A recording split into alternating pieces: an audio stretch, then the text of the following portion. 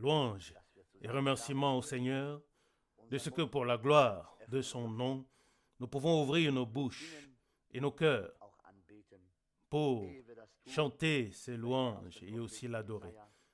Avant de le faire, je voudrais lire quelques versets dans le prophète Ésaïe au chapitre 48 à partir du verset 12. Ésaïe 48 à partir du verset 12. Écoute-moi, Jacob, et toi Israël que j'ai appelé. Je suis le même, moi le premier et moi aussi le dernier. Verset 13. Ma main a fondé la terre et ma droite a étendu les cieux. Je les appelle et ils sont tous là. Verset 14. Rassemblez-vous tous et écoutez. Qui d'entre eux a prédit ces choses? Celui que le Seigneur aime exécutera sa volonté, son plan sur Babylone et fera agir son bras sur les Chaldéens.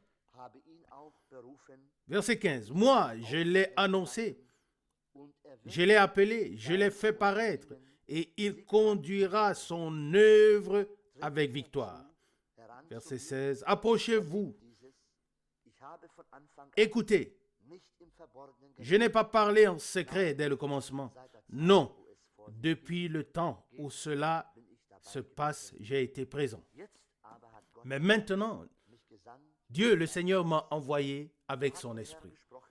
Verset 17. Ainsi a parlé le Seigneur, ton Rédempteur, le Saint d'Israël. C'est moi, le Seigneur, ton Dieu, qui t'enseigne à faire ce qui est utile pour ton salut, qui te guide sur le chemin que tu dois suivre.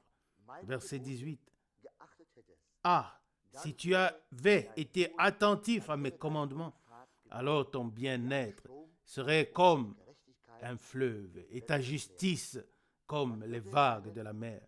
Verset 19. Alors ta multitude sera semblable au sable et les rejetons de tes entrailles au grain de sable. Et leur nom ne serait pas retranché et ne serait pas anéanti devant ma face. Jusqu'ici, cette précieuse et sainte parole de Dieu. Je crois qu'en cette heure, nous ne lisons pas seulement la parole qui a été adressée à un Jacob ou à un Israël, mais nous lisons la parole et nous voulons saisir ce que Dieu a eu à dire à son peuple et aussi qu'il veut nous dire en cette heure, nous dire ce qu'il a à nous dire. Et nous sommes reconnaissants qu'il ait parlé et qu'il parle encore, car nous vivons dans les derniers et les temps sérieux. Il n'a pas parlé en cachette, mais sa parole s'est aussi répandue dans nos jours, à travers tous les pays. Et nous savons qu'il accomplira de manière merveilleuse tout ce qu'il a décidé. Puisse-t-il, oui, en 7 heures du soir, nous guider également par la puissance de son bon Saint-Esprit. Qu'il puisse nous bénir de la richesse de sa grâce. Nous nous levons maintenant pour le prier pour sa bénédiction. Père Céleste, nous te remercions du profond de notre cœur de ce que nous pouvons nous réunir et de ce que nous pouvons aussi écouter ce que tu as à nous dire. Tu as toujours quelque chose à dire à ton peuple et nous sommes si heureux de savoir que même dans nos jours, tu ne t'es pas tu et tu ne te tais pas, mais tu nous parles par ta parole puissante, car ta parole est la vérité et elle subsiste, elle demeure. Ce que tu as dit dès les temps anciens subsiste et nous voyons l'accomplissement de ta parole et de tes promesses. Nous te remercions de ce que tu as accompli les choses anciennes et de ce que tu as révélé, fait connaître des choses nouvelles. Nous sommes si heureux, Seigneur, d'avoir part à tout ce que tu fais, d'avoir part à ton action, à tes œuvres puissantes. Nous sommes ton peuple, le troupeau de ta main. Et nous te prions ce soir encore, ôte de nous tout ce qui ne peut pas subsister devant toi. Ô Dieu, de mon cœur, de ma vie, de nos pensées, ôte tout. Tout ce qui, Seigneur, n'a pas sa place dans ton royaume. Laisse-le loin de nous tous, ô Seigneur. Et donne-nous des cœurs ouverts. Donne-nous une oreille ouverte. Donne-nous un œil ouvert afin que nous puissions voir, Seigneur, ce que tu veux nous dire. Bénis-nous. Bénis ton serviteur, ton messager, notre frère. Seigneur, bénis aussi tout ton peuple, Seigneur, partout et en tout lieu. Ceux qui sont peut-être méprisés, ceux qui sont peut-être isolés, Seigneur, ceux qui sont peut-être à l'affût de ta bénédiction. Seigneur, ne les abandonne pas, mais bénis-les et reconforte-les. Console-nous aussi et aide-nous en cette heure. Nous te prions aussi d'être avec nous les jours à venir. Nous adorons et louons ta miséricorde au nom de Jésus. Amen. Nous nous asseyons. Louange et remercié soit le Seigneur. Nous voici à nouveau ici dans cette salle, presque inhabituelle, mais pourtant c'est beau d'être ici. Nous sommes reconnaissants à Dieu pour tout, en général pour tout, même pour la salle la plus simple que nous pouvons avoir. Dimanche, j'étais à Zurich. Il a fallu un peu plus d'un an pour que la salle là-bas soit entièrement rénovée. Et elle est devenue une salle de fête, une vraie salle de fête. Et on pouvait s'y sentir bien, mais pas seulement ça. Mais les gens qui sont venus se sont réjouis de ce qu'il y avait à nouveau un service divin, de ce qu'ils puissent à nouveau écouter la parole de Dieu. La plus belle salle ne servirait à rien, à moins que Dieu ne puisse parler avec nous et que nous puissions parler avec lui et que nous ayons une confiance totale en lui dans toute situation de la vie. Nous croyons qu'il conduira toutes choses de manière glorieuse. Samedi, nous avons eu un très beau mariage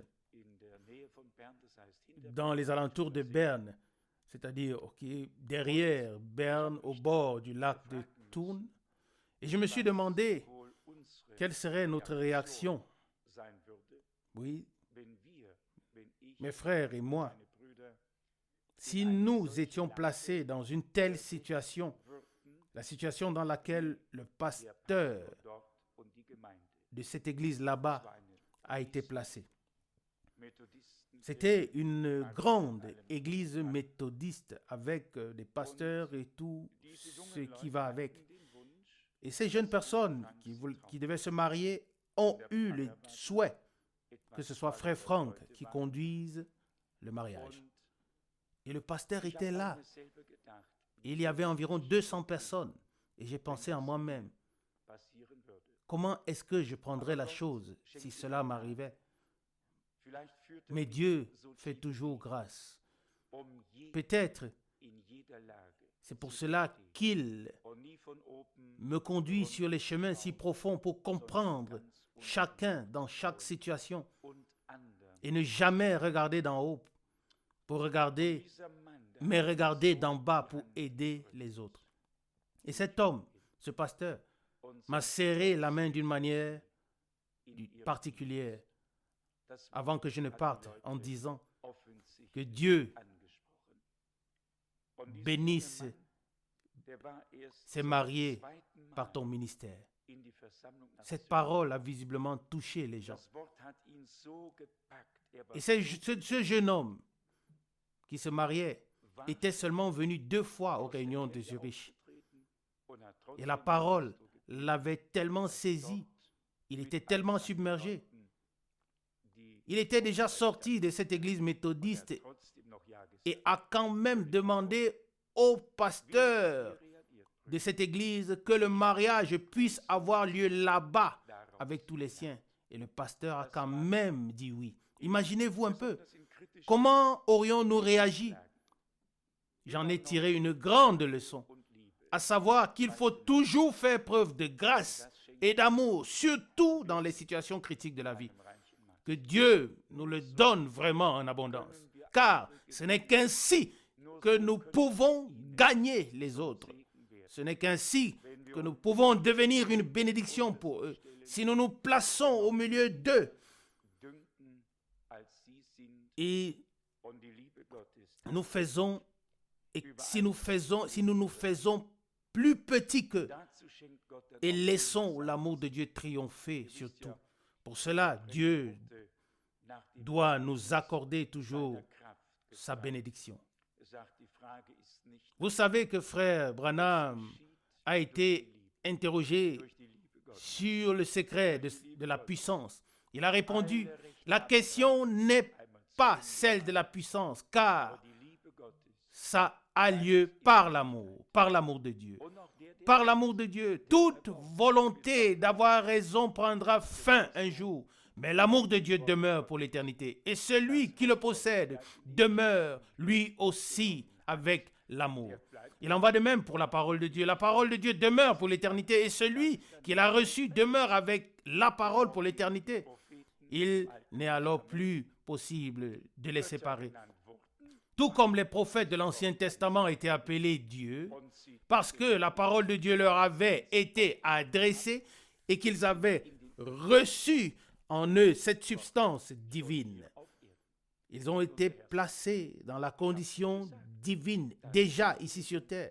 Et notre Seigneur a dit, j'ai dit que ceux à qui la parole a été adressée sont des dieux, selon Jean 10, verset 35, rendus divins par Dieu, par la parole. Ils ont été ramenés à l'état divin.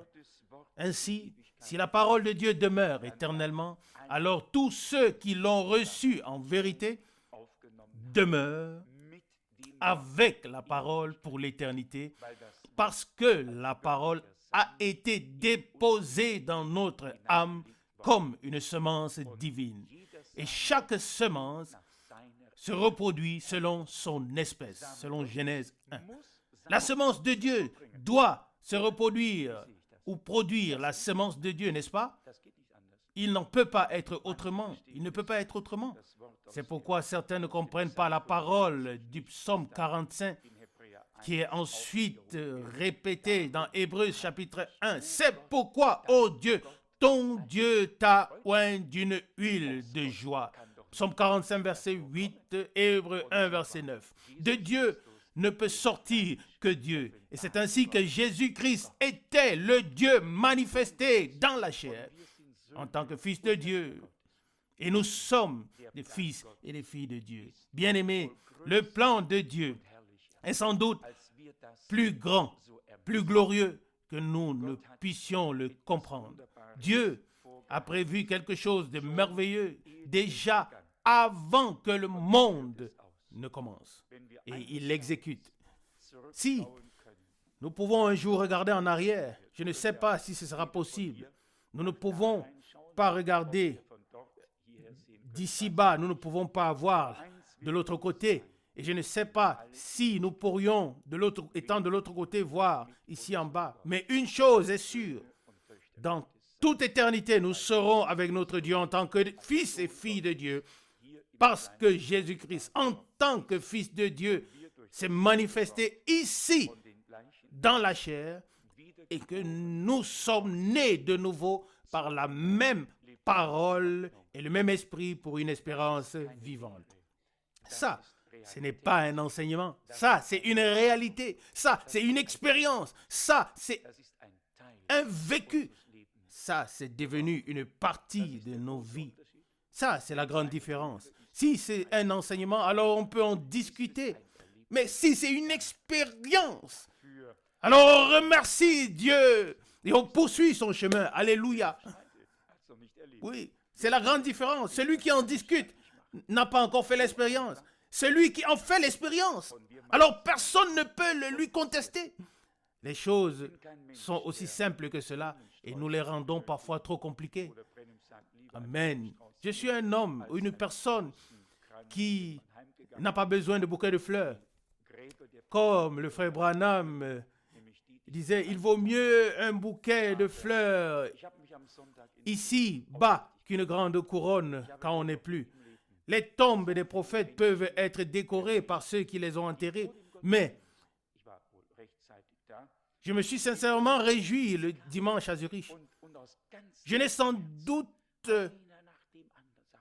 jamais vu de ma vie autant de personnes arriver avant le service divin.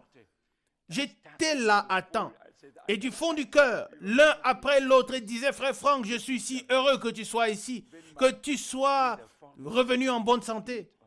C'était quelque chose.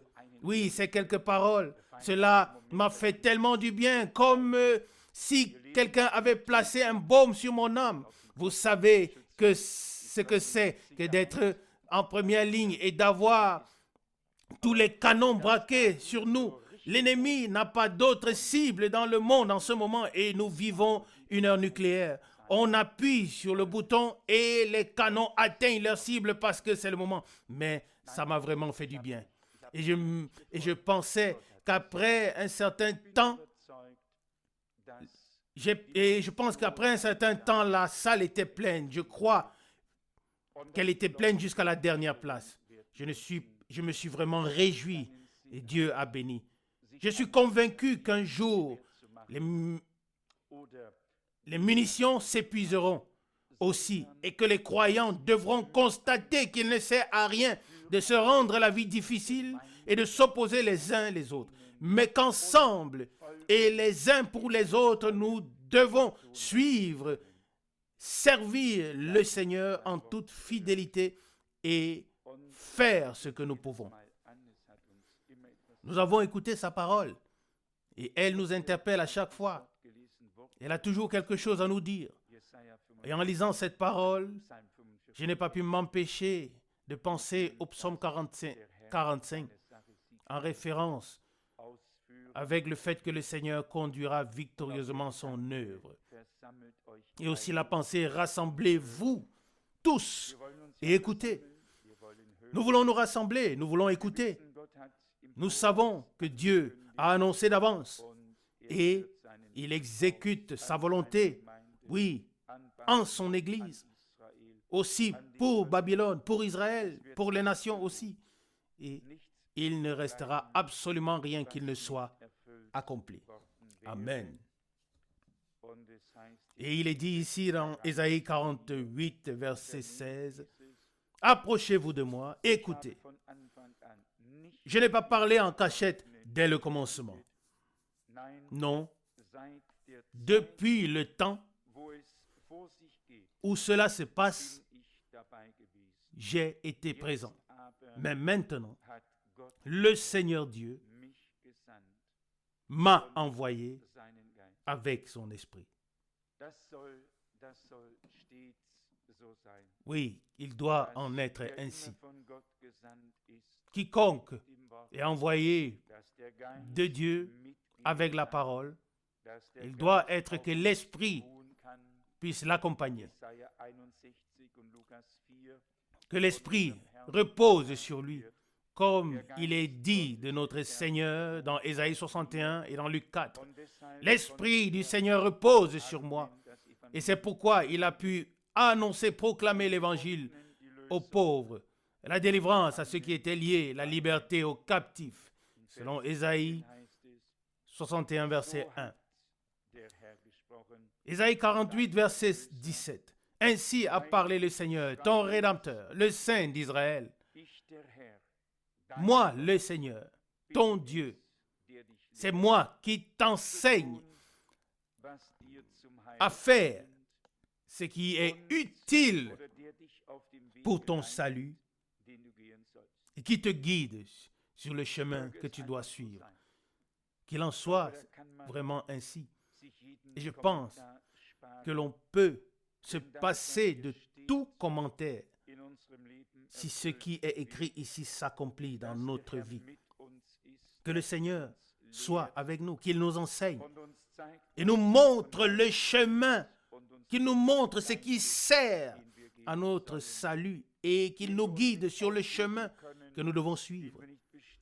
Que nous ne puissions pas choisir. que nous ne puissions pas déterminer. Je l'ai déjà dit, personne de nous n'a choisi quand il voulait naître, où il voulait naître. D'une manière ou d'une autre, nous avons été placés par Dieu dans ce monde. Nous y avons notre vie et nous devrions ou nous devrons quitter ce monde un jour. Mais le plus important est que Dieu arrive à ce qui lui revient de droit dans nos vies. Dans le psaume 45, il est dit, à partir du verset 3, « Tu es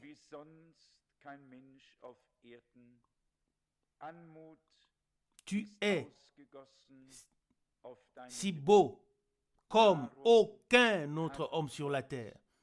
Le charme est répandu sur tes lèvres. C'est pourquoi Dieu t'a béni pour toujours. » Verset 4. « Ceins ton épée sur ton côté, héros, et ton armure resplendissante. Bonne chance.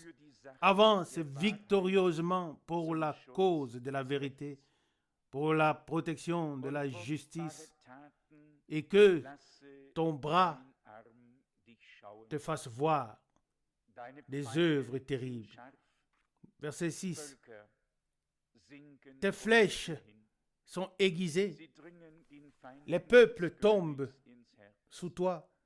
Elles pénètrent dans le cœur des ennemis du roi. » Verset 7. « Ton trône, un trône de Dieu, demeure pour toujours. Et ton sceptre de commandement est un sceptre de justice. Tu aimes la justice et tu hais la violence. » Verset 8. « C'est pourquoi, ô Dieu, ton Dieu t'a oint d'une huile de joie, comme aucun de tes semblables. » Verset 9. « La myrrhe et la loi parfument tous tes vêtements, et les instruments de musique te réjouissent dans les palais d'ivoire. » Verset 10. « Des filles de rois sont tes bien-aimés, et la reine se tient à ta droite, parée d'or d'Ophir. » On pourrait continuer à lire comment l'Esprit de Dieu a inspiré ces hommes de Dieu et comment prophétiquement tout a déjà été simplement établi. Et on s'en rend compte lorsqu'on lit l'Ancien et le Nouveau Testament. Vous pouvez lire les mêmes versets dans Hébreux chapitre 1. Oui, en partie ce sont les mêmes versets. Verset 8, Hébreux 1. Son trône est un trône de Dieu. Son sceptre est un sceptre de commandement. Et qu'est-ce que le prophète a dit? Oui, le bâton de commandement ne s'éloignera pas de toi, et le sceptre où la domination reposera sur son épaule, et son nom sera merveilleux, conseiller, puissant Père éternel, prince de paix.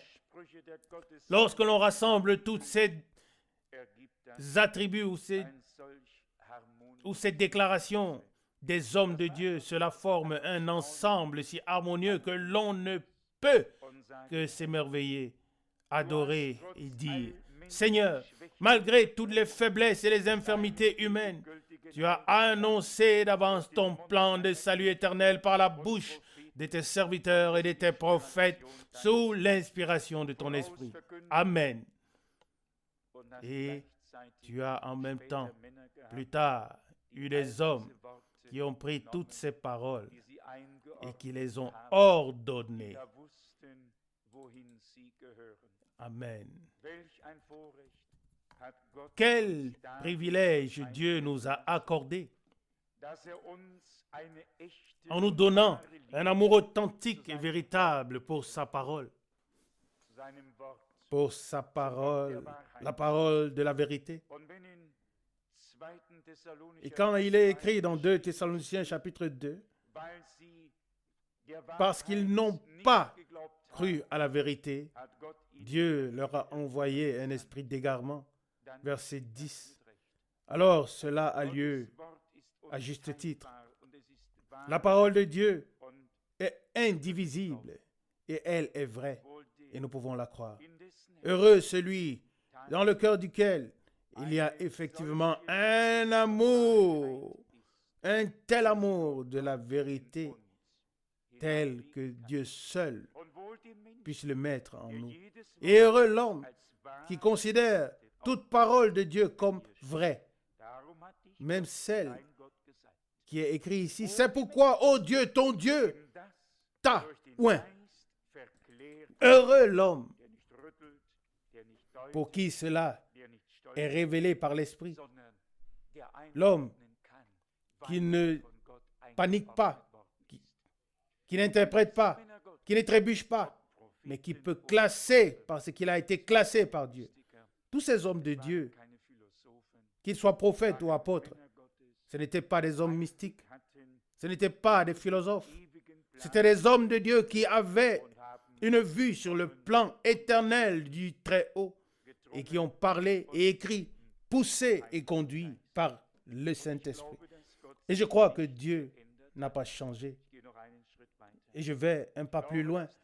Je crois que le même Esprit de Dieu qui reposait sur tous les prophètes et qui était aussi sur tous les apôtres, que le même Esprit de Dieu a inspiré Frère Branham, que le même Esprit repose sur nous pour voir la même parole qu'ils ont vue, comprendre comme ils ont compris, l'ordonner comme ils l'ont ordonné, afin que tout soit juste et vrai. De toute façon, c'est vrai et juste pour Dieu. Ce qui importe, c'est que nous la laissions, c'est-à-dire la parole, dans cet ordre divin, et que nous nous laissions nous-mêmes insérer dans cet ordre divin. Nous pourrions maintenant aborder beaucoup d'autres passages bibliques, mais nous ne sommes pas ici ce soir pour cela, mais nous voulons prier Dieu. Vraiment prier Dieu pour qu'il nous fasse grâce. Qu'il nous fasse grâce pour que nous puissions nous laisser ordonner. Oui, afin que nous puissions accorder chaque passage biblique de manière harmonieuse l'un avec l'autre, afin de permettre à Dieu de se sentir à l'aise, de ne pas se fâcher, mais de bénir, de sauver et d'enseigner. Comme il est écrit, c'est moi qui te montre le chemin que tu dois suivre. Verset 17, Isaïe 48. Qui d'entre nous connaît le chemin? Et qui d'entre nous sait quoi faire? Nous dépendons tous de Dieu. Qu'est-ce que nous savons? Devant Dieu, tout cela ne vaut rien. Soit nous sommes enseignés par Dieu, comme l'Écriture le dit dans Jean 6, verset 45, ils seront tous enseignés de Dieu. Et nous le croyons. Nous croyons que tous les fils de Dieu sont enseignés par Dieu, mais pas théoriquement, mais spirituellement, c'est-à-dire par la parole. Et si quelqu'un pense qu'il faut lire entre les lignes, oui, j'ai beaucoup de mal à lire déjà les lignes même, et cela me suffit amplement. Si tout ce qui est écrit, et nous n'avons pas besoin de croire plus que ça, car le Seigneur l'a dit lui-même dans l'évangile de Jean au chapitre 7, que le Seigneur, oui, le Seigneur dans ce psaume, comparé à Isaïe 53, où il est décrit dans son humiliation, dans sa forme de serviteur, comme un homme qui n'avait ni forme ni beauté, ni apparence ni beauté, comme quelqu'un qu'on évitait, qu'on n'aimait pas regarder. Et ici, dans le psaume 45, il est dit au verset 3, « Tu es si beau comme aucun autre homme sur la terre. Celui qui était méprisé est le même que celui qui a été élevé, le même qui n'est rien pour les uns et qu'il rejette. C'est celui-là qui est considéré par les autres comme la précieuse pierre angulaire. Et il est le plus beau parmi des milliers, des dizaines de milliers. C'est ainsi. Et nous sommes reconnaissants, notre Seigneur, de faire partie de ceux qui souffrent de ce que notre Seigneur a dû tout prendre sur lui à cause de nous. Qu'il se soit laissé frapper à cause de nous. Tout à cause de toi, à cause de moi. C'est lui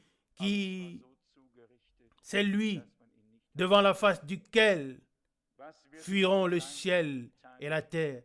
Mais son visage était si abîmé qu'on n'a pas eu besoin de le regarder ou qu'on ne voulait pas le regarder. Comment est-ce que ce sera le jour où tous verront ce visage et reconnaîtront? C'est celui dont nous avons arraché la barbe, sur qui nous avons craché, que nous avons frappé, sur qui nous avons blasphémé et à qui nous avons dit, dis-nous celui qui t'a frappé. Quel sera le sentiment de tous ceux qui l'ont crucifié lorsque le jugement aura lieu et qu'il sera assis sur le trône en tant que juge et que tout devra s'incliner devant lui et confesser qu'il est le Seigneur. Que Dieu nous accorde la grâce de l'aimer parce qu'il nous a aimés. Il est dit au verset 5, psaume 45, bonne chance, avance victorieusement pour la cause de la vérité, pour la protection de la justice. Pour la cause de la vérité. Et c'est de cela qu'il s'agit. Sanctifie-les par ta vérité. Ta parole est la vérité. Jean 17, 17. Pas la révélation, une révélation suspendue dans les airs. Ta parole est la vérité. La parole est révélation. Elle doit seulement nous être révélée par l'Esprit. Verset 5, psaume 45, bonne chance. Verset 4, ceins ton épée sur ton côté, héros. Son nom est merveilleux. Conseiller, héros, Père éternel. Voici le héros. Ceins ton épée sur ton côté, héros, et ton armure resplendissante. Qu'il nous accorde cette grâce de le voir comme le vainqueur de Golgotha, de le recevoir dans la foi, que nous nous détournions de nous et que nous le regardions avec certitude qu'il a vaincu et qu'il fera de nous aussi des vainqueurs. Qu'il a dû suivre le chemin humiliant. Il ne pouvait pas choisir. Il pouvait tout au plus dire, non pas ma volonté, mais ta volonté. Il pouvait dire, s'il est possible que cette coupe s'éloigne de moi, cela aurait été mieux pour lui. Mais pour nous, il le fallait. Il fallait qu'il la boive. Il a dû mourir pour que nous puissions vivre. Et c'est ainsi que nous voulons vraiment déposer les jours qui viennent devant nous, devant le Seigneur. Il ne s'agit pas de prédications que nous écouterons pendant ces jours, mais de la bénédiction pour rendre hommage au ressuscité, au crucifié, à celui qui revient bientôt. Que nous puissions le rencontrer d'une manière si profonde et faire cette expérience avec lui, que nous puissions le reconnaître, pas seulement par les Écritures, mais que nous fassions une rencontre avec lui à partir d'une expérience personnelle qui marquera ensuite notre vie et nous rendra reconnaissants. Il me tient vraiment à cœur qu'en ces jours qui sont devant nous, que nous ne puissions pas seulement écouter les paroles de Dieu, mais que nous fassions l'expérience de ce que le Seigneur a préparé pour nous et que ce qu'il a promis, que nous puissions l'expérimenter par grâce. Que Dieu nous l'accordera par grâce. Loué soit son saint nom. Amen. Levons-nous pour la prière. Père Céleste, nous te disons merci du fond de nos cœurs pour la parole que tu nous as adressée en ces jours. Nous te remercions pour ton discours, ô Dieu. Nous te remercions parce que tu es encore à l'œuvre, parce que tu appelles encore des hommes, parce que tu les appelles encore à sortir de la perdition et tu les places dans ton royaume. Nous t'adorons et nous louons ton glorieux nom. Nous te remercions aussi, Seigneur, pour tout ce que tu appelles encore particulièrement partout, en tout lieu. Ici et là, tu fais entendre ta parole et tu appelles les hommes à sortir. Nous te remercions aussi particulièrement pour ton serviteur et prophète que tu as appelé, qui nous a apporté ta parole et qui nous permet de nous accrocher à ta parole en ces temps, ces derniers temps si sérieux. Mais Seigneur, nous savons que nous serons avec toi dans ce combat et que nous en sortirons vainqueurs. C'est pourquoi nous t'adorons et te prions. Aide tous les faibles, aide tous ceux qui sont dans le besoin, qui ont besoin de toi, qui sont malades. Tu es capable de les guérir. Tu es le grand médecin et celui qui sauve. Nous t'adorons au nom de Jésus. Amen.